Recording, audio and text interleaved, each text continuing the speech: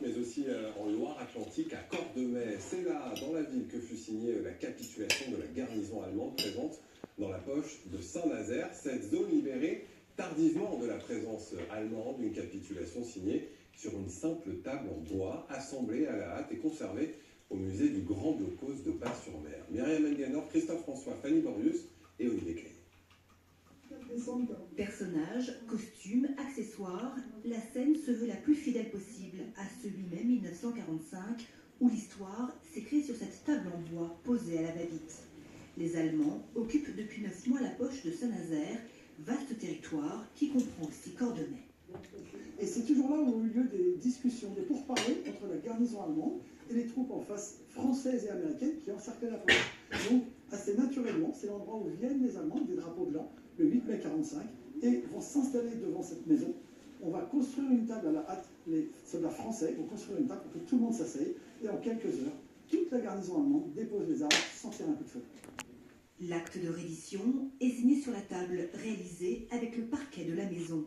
80 ans plus tard, pour les besoins de la reconstitution, c'est une réplique qui a vu le jour au cours de cet atelier. La table, elle fait la hauteur H 70 cm. Il aura fallu quelques heures à ces apprentis menuisiers pour recréer la table. Allez, c'est bon. Elle est strictement identique à la table originale. Je pense qu'elle restera à nouveau dans la commune. Je ne sais pas encore où elle sera entreposée, mais je pense que ça sera un élément clé pour justement que ça reste dans les mémoires de tous les jeunes et puis qu'ils puissent transmettre. Transmettre, c'est la mission du musée du Grand Blocos, qui détient dans ses murs la célèbre table construite en 1945. Mais miraculeusement, quelqu'un l'a conservée. Alors, c'est pas important, c'est symbolique. Elle a été conservée dans la mairie de Cordemais. Alors, on l'a sortie pour les 10e anniversaire, donc 50e, 60e, 70e. Et c'était suite au 70e, donc en 2015, qu'on a fait un accord avec la mairie de Cordemais pour qu'elle soit présentée au musée parce qu'elle est assez fragile quand même.